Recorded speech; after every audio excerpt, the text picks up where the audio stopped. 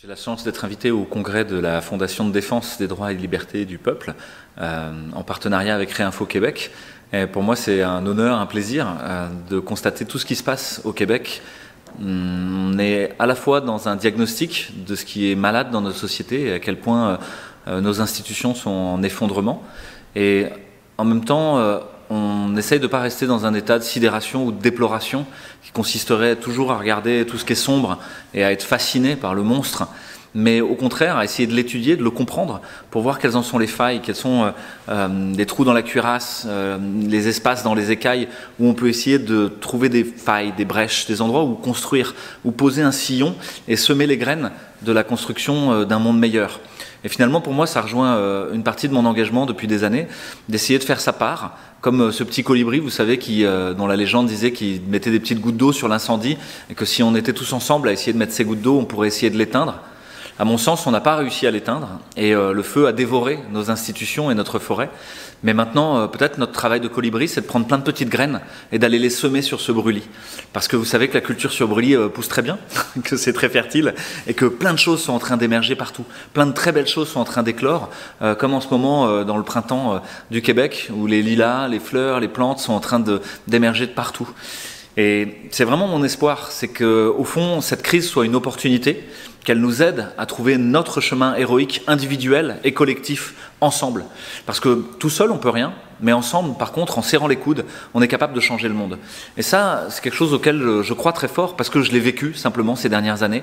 J'ai vu des gens au cœur du totalitarisme, au moment où tout était fermé, où tout était le plus dur, où on était confiné, où il y avait des obligations dans tous les sens, et ben réussir à passer entre les mailles du filet, réussir à créer des espaces de liberté, de paix, des espaces de beauté, de joie, de partage, d'art et de rencontres. Et de très nombreuses personnes, finalement, se sont retrouvées au moment de la Covid. À la fois, leur famille, leur réseau social, leur vie professionnelle a été bouleversée. Et à la fois, ils ont réussi à retrouver presque des frères et sœurs d'âme, de gens qui avaient une aspiration profonde à quelque chose de plus beau, de plus grand, de plus chouette pour nos enfants et pour le monde de demain. Alors, je crois que ça va pas être facile, que l'effondrement continue, que aujourd'hui nos gouvernements vivent dans une sorte de terrorisme permanent d'État pour nous maintenir en esclavage, mais que c'est le chant du cygne, qu'au fond c'est la grimace crispée du monstre en train de mourir et son dernier cri de douleur. Ce monstre est extrêmement dangereux, d'autant plus qu'il est blessé, et dans le même temps, c'est à nous de bâtir ce que nous voulons voir sur le monde. Et ça rejoint la phrase de Gandhi. J'ai été très touché par la non-violence gandhienne, la communication non-violente, la diplomatie, l'art d'essayer de rester en relation malgré tout, de maintenir le lien entre frères et sœurs humains, avec cette idée que chaque fois qu'on recrée du lien, on fait barrière au totalitarisme. Chaque fois qu'on renoue une relation avec des gens avec qui on n'était pas d'accord, qu'on recrée un espace intime, partagé, sécurisé, où on peut réussir à se parler même si on n'est pas d'accord, pour autant la relation restera là, eh ben, on a fait un grand pas contre le totalitarisme. Je l'ai dit de manière humoristique en disant, à partir du moment où vous rediscutez avec votre beau-frère, vous avez fait un grand pas contre le totalitarisme. Votre beau-frère, je veux dire, ce beau-frère, vous savez, il vous voit arriver à 200 mètres de loin et dit « Oh là, il va encore me parler du vaccin. » Et non, ce beau-frère-là, justement, arrivait peut-être à reparler des choses importantes. Nos enfants, l'endroit où on vit, la nature dans laquelle on est, qu'est-ce qu'on mange, comment on se soigne, comment on prend soin les uns des autres. Comment on prend soin de nos aînés et des personnes âgées, comment on transmet l'héritage, comment on transmet les vieux savoirs, et comment on arrête de, en permanence, tout brûler, tout détruire, en pensant qu'on va se reconstruire de neuf. Non, il y a comme un héritage du passé à reprendre.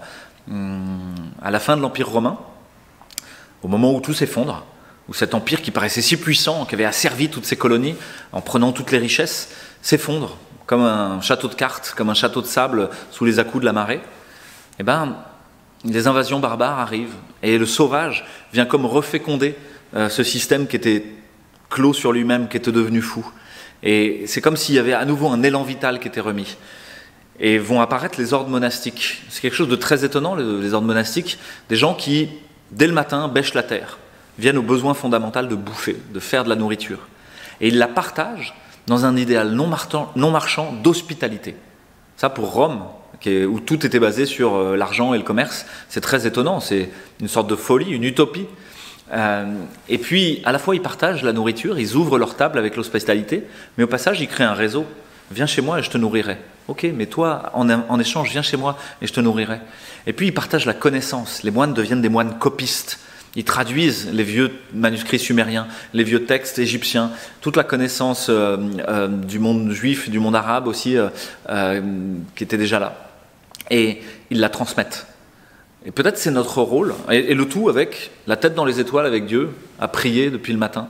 Alors peut-être que quelque part, Réinfo, la Fondation, sont comme les ordres monastiques modernes, séculiers, non religieux bien sûr, mais qui transmettent la connaissance, qui reconstruisent pas à pas un réseau où on satisfait les besoins fondamentaux, se nourrir, se loger, se soigner, éduquer nos enfants en conscience, prendre soin de la nature, prendre soin des humains autour de nous et partager nos pépites, partager nos ressources, partager les plus belles choses qu'on a à offrir dans une voie non marchande, où il n'y a même pas besoin d'argent. Et je crois que chacun d'entre nous, on a un rôle à jouer là-dedans. Ça vient comme chercher notre vocation héroïque. Et notre vocation héroïque, elle peut être banale. Elle n'a pas besoin d'être Elon Musk ou je ne sais pas quoi. Ça peut être quelque chose de simple, de quotidien, dans la vie de tous les jours, dans nos communautés, dans nos villages, dans nos villes, dans nos familles, dans les écoles ou les lieux de travail où on est. À cet endroit-là, amener de la paix et de la joie. Et il y a une phrase de Christiane Singer qui m'a toujours beaucoup marqué. Christiane Singer, c'est un auteur qui fait toujours le grand écart entre un constat très sombre sur notre société et tout ce qui ne va pas, et de l'autre côté, à quel point, de partout, il y a des failles, des bifurcations qui laissent passer la lumière. À tous ces endroits, il y a quelque chose à faire. Et pour elle, ce quelque chose à faire, c'est une sorte de responsabilité qu'on porte chacun et tous. C'est que toute la joie que tu ne mets pas dans cette journée n'y sera pas. Toute la beauté, tout le partage, tout l'art, toute la musique, toute la danse, tout le chant, tous les rires que tu ne mettras pas dans cette journée n'y seront pas. Et ça, c'est juste à nous. Personne ne peut nous en empêcher. Aucun gouvernement, aucune loi liberticide peut nous empêcher de faire ça. C'est notre responsabilité individuelle d'essayer de mettre dans chaque jour toutes les pépites qui vont faire crépiter un monde meilleur. Voilà. Et le congrès d'aujourd'hui y participe. Pour conclure, j'ai de la gratitude et des remerciements.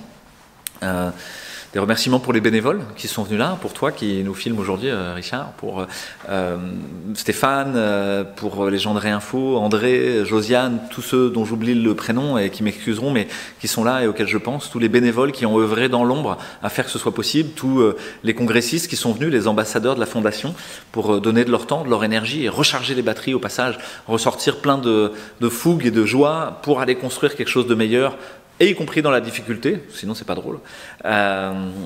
Et donc j'ai beaucoup de gratitude pour ça et d'admiration. Et donc pour moi c'est une chance et un honneur d'être ici aujourd'hui. Je découvre le Québec, sa beauté, à quel point c'est une terre bénie des dieux, un pays de cocagne comme la France au fond, où on a tout pour être heureux. Pourquoi est-ce qu'on se rend malheureux? On a l'impression que c'est comme si l'humain cherchait à se faire du mal tout seul. Non, il n'y a qu'à réouvrir les yeux en pleine conscience sur à quel point chaque jour est rempli de cadeaux et de bienfaits et avoir de la gratitude pour ça. J'ai un ami philosophe qui m'a dit « Seuls les hommes libres ont de la gratitude les uns envers les autres ». Alors moi j'ai de la gratitude pour tous ceux qui nous regardent, pour vous tous qui œuvrez et j'espère pouvoir vivre debout en homme libre pour construire un monde meilleur. On s'est bien entendu avec la Fondation que l'important c'est de mobiliser les gens, que les gens travaillent ensemble. Je tiens à dire, premièrement, que c'est un privilège de côtoyer toutes les belles personnes qui se retrouvent dans le congrès, 3e congrès de la Fondation pour la défense des droits et libertés du peuple. Et les réflexions qui sont amenées par les gens de très haut calibre, nos cousins de France, les gens de Réinfo Québec et tous les autres ambassadeurs, permettent de mieux conceptualiser les défis auxquels on fait face. Et cet après-midi, on va terminer probablement avec des belles pistes de solutions. Tout ça grâce à un beau brainstorming qui a été créé par des gens qui font un superbe don de soi à organiser ces choses-là, ces congrès-là, pour qu'on redonne le pouvoir aux citoyens. Merci beaucoup. Bon, je suis ici au congrès de la Fédération pour la défense des droits et des libertés du peuple. J'ai été invité pour donner une présentation sur les soins de la santé. Et ce qui me frappe le plus, c'est la collection de gens allumés qui sont ici. Il y a des gens de tous les horizons qui sont là par une motivation commune de faire quelque chose pour faire améliorer la société. Je trouve ça extraordinaire. Écoutez, le congrès, c'est une source de vitamines. Une vitamine pour chaque personne et une source de connaissances qu'on vient chercher. On côtoie que des gens sympathiques, des gens qui sont souriants. Contrairement, des fois, quand on va à l'épicerie, tout le monde est down. Mais ici, les gens sont souriants, sympathiques, n'ont pas peur de sourire. Et on vient chercher, dans le fond, ce qu'on ne nous apprend pas ailleurs, la vérité, des connaissances, et on peut les partager. Et je pourrais dire, en fait, pour terminer là-dessus, le bonheur est contagieux. Soyez porteur de ce microbe-là. Je suis une sorte un éclat, utilisons ce terme-là, parce qu'il y a plein d'énergie. Les gens qui sont là sont vraiment des gens très engagés au niveau spirituel, au niveau matériel, mais surtout on sent cette envie de partager, cette envie de transmettre aux uns aux autres. Je dirais la post-période, disons, que nous avons vécue. Et ça, c'est très important. Et aujourd'hui, ce n'est pas de dire c'est terminé, la page est tournée. C'est plutôt là, on est là pour dire maintenant, ayons le courage d'aller de l'avant, tous ensemble, d'unir nos forces, nos énergies, nos valeurs communes, sans une passé commune, mais nos valeurs communes. Après, chacun peut avoir des idées différentes, des approches différentes par rapport au droit, par rapport à la nature, par rapport aux choses que l'on doit faire. Mais ce qui compte, c'est de dire ce système-là n'est pas un bon système, ce système-là n'est pas un système satisfaisant, il ne respecte pas le peuple, il ne respecte pas les individus. Donc, il faut réintégrer l'humanité dans notre vie, il faut réintégrer le respect de chaque individu. En réalité, pour eux, nous sommes des numéros, comme on est à la sécurité sociale, comme nous sommes à l'hôpital. Eh bien non, chacun de nous est un être humain qui a ses droits, qui a ses devoirs bien sûr, la responsabilité, mais surtout, retrouver cette individualité, être des sujets de droit et pas des objets que l'on peut, je dirais, manipuler à sa guise. Donc, c'est important de s'asseoir, de discuter, et d'échanger et de d'écrire le vivre ensemble. Alors, ce congrès, pour moi, c'est la première fois que j'y assiste et je suis particulièrement enchanté. D'abord, de toutes les rencontres que j'ai faites. En fait, il y a beaucoup de gens qui sont venus à moi pour déjà exprimer une gratitude qui, bon, ça fait toujours plaisir. On communique avec les gens, puis on essaie de répandre l'information. On ne fait pas ça essentiellement pour avoir les remerciements, mais quand on les reçoit, je les reçois avec beaucoup de bonheur. Et je vois aussi, ça me donne l'information importante que ce que je dis, ça semble toucher beaucoup de personnes de différentes façons. Les gens me font des beaux témoignages. Et aussi, ce que je trouve vraiment particulièrement intéressant de ce congrès, c'est qu'on commence de plus en plus à créer des liens qui vont probablement se développer. Évidemment, le défi, là, pour faire des rencontres sur une base plus régulière, c'est de le faire localement dans des régions. Et c'est en fait un des objectifs de ce congrès-là que Réinfo Québec a voulu promouvoir avec la Fondation, c'est-à-dire à partir des ateliers qu'on va avoir cet après-midi, de vraiment créer des actions qu'on pourrait éventuellement déployer, des trucs précis dans les différentes localités.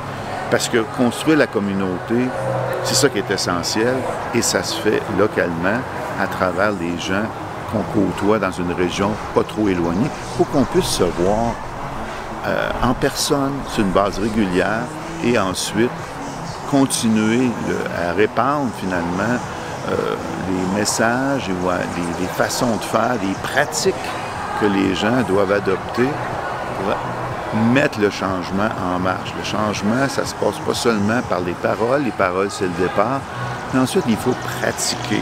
Une bonne façon de pratiquer, c'est en groupe. Moi, mon exemple, c'est je fais de la musique.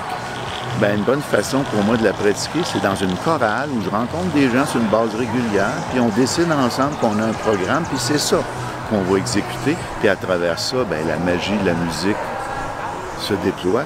C'est la même chose qu'il faut qu'on fasse sur les sujets qu'on va décider de vouloir développer localement. Moi, j'aime beaucoup le zen. Le zen, il est très simple. Lorsqu'arrive le printemps, l'herbe pousse d'elle-même. La première chose, c'est l'atmosphère est fantastique.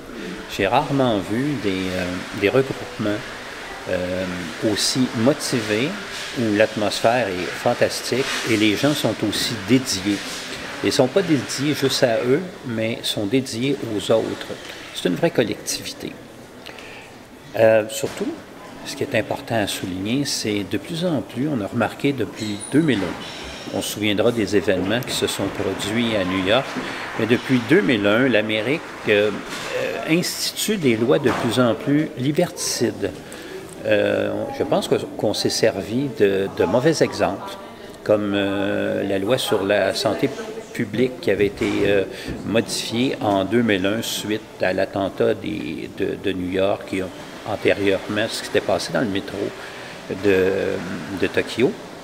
Et là, ce qui se produit, c'est que l'Occident se sert d'exemples comme ça pour passer plein de lois attaquant sa population. Je pense notamment que dans le cas de ce qu'on a connu, les événements dits COVID, le gouvernement a imposé à la population des conditions qui m'apparaissent inexcusables, qu'on a fait sauter l'Assemblée nationale, qu'on a dirigé pendant des mois avec uniquement l'exécutif.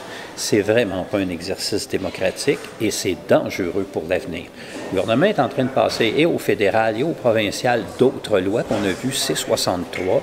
On a vu aussi la loi 50 et la loi 57 qui, encore une fois, vient donner au gouvernement, aux municipalités, des moyens qui me paraissent personnellement assez terrifiants. On en a parlé ici et je pense que la Fondation, dans les semaines qui viennent, va en parler encore plus abondamment. Donc, restez avec nous. On aura des informations intéressantes pour vous. Vous savez qu'on fait des chroniques juridiques. J'en fais avec les médecins, j'en fais avec notre cher président Stéphane. Alors, restez avec nous. On va mieux vous informer. On va regarder ça en profondeur. Merci encore une fois de nous accompagner. Soit présent ici, soit vous nous avez suivis, ou encore si vous avez eu un empêchement, faites-vous-en pas. On va rester là, on va être présent avec vous et on va continuer à faire valoir vos droits et non pas les nôtres. Merci, à la prochaine. Robert Béliveau, le MD est de plus en plus petit puis le retraité est de plus en plus gros. Alors ça, je dis ça pour le Collège des médecins. Peut-être quelqu'un du Collège des médecins qui nous surveille. Alors, Donc, un commentaire suite au congrès de la Fondation et de Réinfo Québec. Ce serait, j'ai parlé du jeu de société, prendre conscience qu'on participe tous au jeu de société à différents niveaux et de le réaliser d'abord, d'en prendre conscience, puis en faisant des petits gestes, sortir du jeu, proposer un autre jeu qui est plus sain, je dirais, plus sain, physiquement, psychologiquement, socialement, politiquement, culturellement. Donc, c'est la prise de conscience d'abord et avant tout. Puis après, dans l'action, proposer autre chose pour soi d'abord, et puis avec les gens autour de nous, donc socialement, puis en restant petit, je crois aux petits groupes de proximité avec les gens qui sont près de nous. Physiquement, localement. Voilà. Bonjour. Je m'appelle Étienne Chouard, je viens de France. Et à l'invitation de Stéphane Blais et la Fondation pour les droits et libertés du peuple du Québec, je suis venu participer à un congrès bien intéressant qui est en train de se dérouler. Il reste encore une demi-journée d'atelier. Et c'est extrêmement stimulant de percevoir les différences de formulation de nos problèmes et des solutions. Les différences et les ressemblances d'un bord à l'autre de l'océan. Et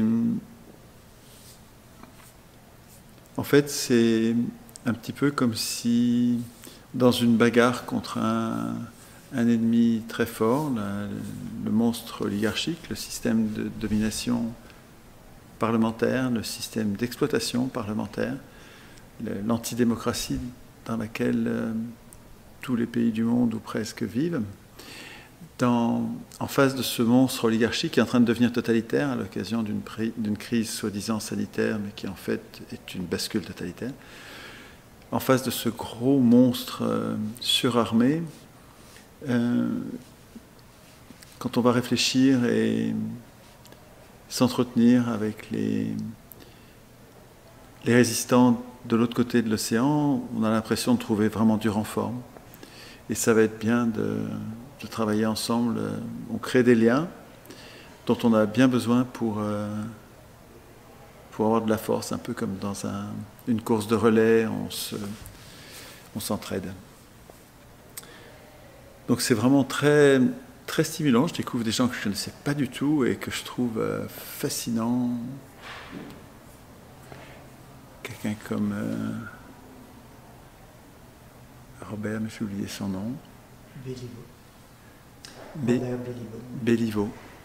Ça, c'est impressionnant, sa faculté à dire une chose intelligente à chaque phrase. Et pénétrante, inspirante, avec un calme, une gentillesse, sourire. Il y a vraiment des gens formidables qui étaient à ce congrès. C'était bien, c'était un bon moment. Merci à Stéphane d'avoir organisé, et tous les bénévoles qui l'accompagnent, d'avoir organisé ça, c'était vraiment bien. Je suis un peu fatigué, mais j'ai dansé toute la soirée hier. J'ai pas beaucoup dormi. Merci.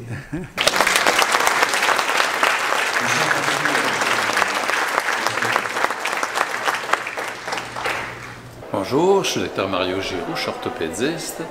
J'ai participé au congrès de Réinfo Québec et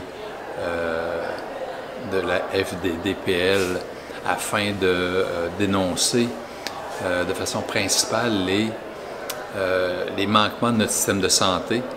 Les principales choses qu'on peut remarquer, c'est que l'accès à la santé est très, très difficile. Les urgences sont bondées, il manque de personnel. On sait que les gens n'ont pas le service auquel ils devraient avoir droit. Et il y a beaucoup de mesures correctrices qui pourraient être faites. Malheureusement, le système est dirigé par des dirigeants qui ne tiennent pas compte vraiment des commentaires des travailleurs de la santé ou des patients. Il y a beaucoup de choses qui pourraient être faites à ce niveau-là. Une des choses qui serait très importante, ce serait de tenter de recruter du personnel de l'extérieur, comme par exemple de la France, où il y a beaucoup de Françaises, de Français qui sont intéressés à immigrer ici, mais qui ont beaucoup de délais à cause des papiers pour venir ici. Les autres possibilités, évidemment, c'est de faire de la formation, mais c'est plus long. Il y aurait aussi les possibilités de former le personnel de façon spécialisée pour que du personnel adéquat soit dirigé dans différents établissements, comme par exemple, on pourrait utiliser des physiothérapeutes pour les cliniques d'orthopédie. Et un des concepts qui serait très important, ce serait d'aller vers ce que j'appellerais la mixité, c'est-à-dire de mêler le public et le privé. C'est-à-dire qu'actuellement, un chirurgien opère une journée par semaine, une journée par mois. Donc, c'est nettement insuffisant. Quand j'étais aux États-Unis, mon nombre de chirurgies, c'est 3 jours et demi par semaine. Donc, on peut augmenter beaucoup le volume de chirurgie qui est faite. Mais pour ça, il faudrait augmenter de façon importante les intervenants qui pourraient amener, comme par exemple des assureurs. Là, ce que font les gens, c'est que lorsqu'ils ont besoin d'une chirurgie de la hanche ou du genou, ils vont aller dans des cliniques privées où ils vont payer 25 000 $ pour se faire opérer, ce qui est un montant nettement, à mon avis, beaucoup trop important. Et c'est un peu une forme d'abus parce que les gens ont besoin, les gens souffrent et les gens sont obligés de payer des montants faramineux. Alors qu'on sait que s'il y avait une certaine implication d'assureurs privés ou du gouvernement pour aider à apporter une certaine forme d'assurance supplémentaire, on sait qu'on pourrait augmenter énormément le nombre de chirurgies qui est fait. Et le manque de personnel, c'est vraiment un problème qui peut être réglé très facilement. et qui actuellement est négligé par nos dirigeants. Donc les dirigeants, ils ne nous parlent pas, ils ne nous posent pas de questions, ils prennent les décisions, mais ils n'avisent pas les gens qui sont sur le terrain et ce serait un des éléments importants que finalement ils nous consultent, c'est nous autres qui est là, c'est nous autres qui sait c'est quoi les problèmes. Moi je parle régulièrement avec des infirmières qui ont toutes sortes de solutions à donner, mais ça ne se rend jamais en haut de la pyramide où sont les décideurs. Il faudrait aussi couper les structures, beaucoup d'autres structures, les agences de santé, le ministère, toutes les directions, les hauts fonctionnaires. C'est tous des organismes finalement qui ne font qu'ajouter de la bureaucratie, mais qui ne donnent pas de service aux patients. Donc il y a énormément à faire, mais il y a un manque de communication entre le ministère et les gens à la base, ce qui amène évidemment des retards et ce qui amène un système de santé qui est vraiment dans un état pitoyable. Vous savez qu'actuellement, les plans régionaux pour les effectifs médicaux, ce qui est en réalité le nombre de spécialistes qu'il va y avoir dans un établissement, il faut savoir que les nombres sont nettement mal évalués.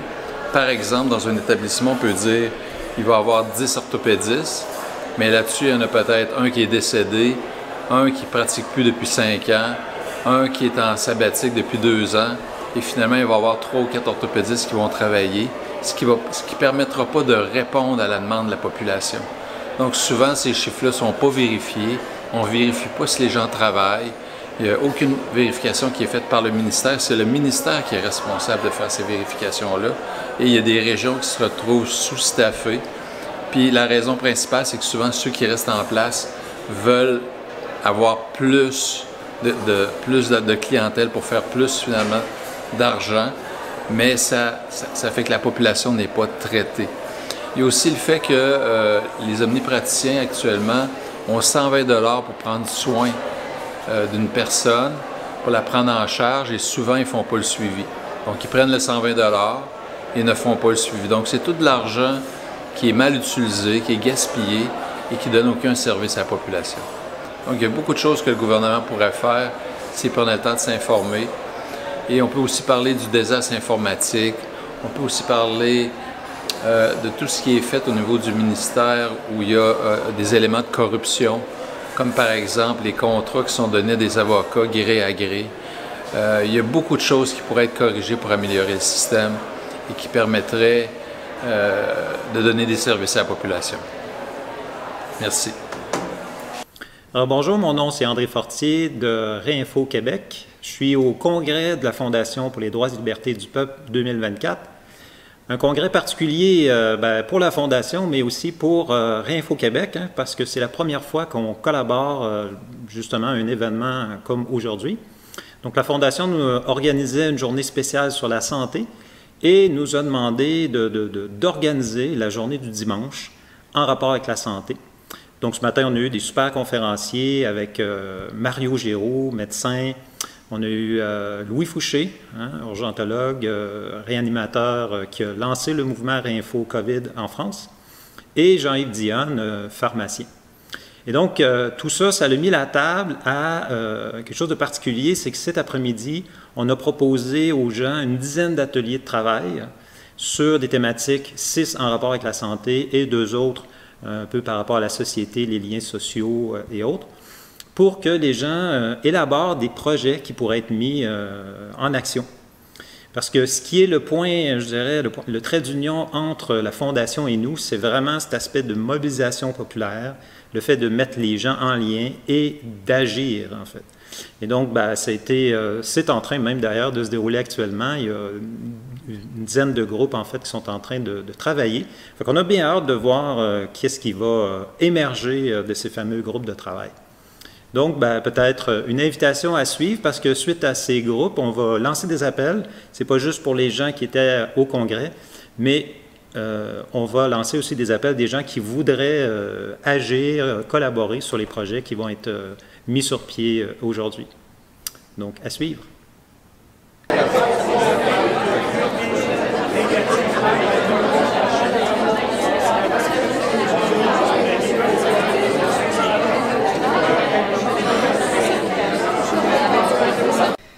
Un commentaire On a travaillé très fort et je peux vous dire, parmi les 3 congrès, ça a été vraiment le meilleur. On ne peut pas faire mieux que ça. On avait Louis Fouché, Valérie Bugeaud, Étienne Chouard, Jean-Yves Dionne, Carlo Brusa, Lucie Mandeville, Dr Béliveau, Dr Mario Giroux, Julie Lévesque, Lily Monnier. Ça a été un congrès. Maître Richard Goyette. Donc, la thématique, c'était une thématique société cette année, la thématique santé alternative. Puis on faisait une rétroaction aussi sur est-ce que les gens ont été dans l'action par rapport à l'engagement qui avait été fait l'an passé, peut-être dans l'action sur les jardins autofertiles, sur l'autosuffisance alimentaire. La réponse est oui. Les gens qui se sont commis l'année passée ont été dans l'action. Donc, on est très contents, les gens sont dans l'action parce que le but de ces congrès-là, même si c'est bien intéressant, c'est de mettre les gens dans l'action. Donc, il y a un comité permanent, interorganisationnel qui a été créé, il va y avoir un suivi. Parce que là, pendant qu'on se parle, les gens sont en train d'écrire, sont en atelier d'écriture pour nous amener des diagnostics, solutions et plans d'action pour le fameux comité permanent interorganisationnel. Donc, on est très content. On va être dans l'action, puis les choses sont en train de changer. On le voit, là, on ne parle plus à peut-être qu'on est dans l'action. On voit les changements dans notre société. Puis je suis très fier. Encore une fois, merci à nos invités européens d'être venus nous visiter. On vient de tisser des liens permanents pour la vie avec ces gens-là. Et merci aux ambassadeurs aussi. D'être en soutien à la Fondation, parce que si on est là, c'est grâce à vous. On a besoin justement de se financer pour continuer nos recours juridiques. Je veux juste conclure sur le fait qu'on a que notre cause principale du pourvoi contrôle judiciaire scientifique est en Cour suprême présentement pour une permission d'en appeler. Donc, on remercie toute l'équipe juridique également de nous avoir amenés jusqu'au top, soit en Cour suprême. Puis, écoute, on va se reparler dans une prochaine occasion. Merci beaucoup.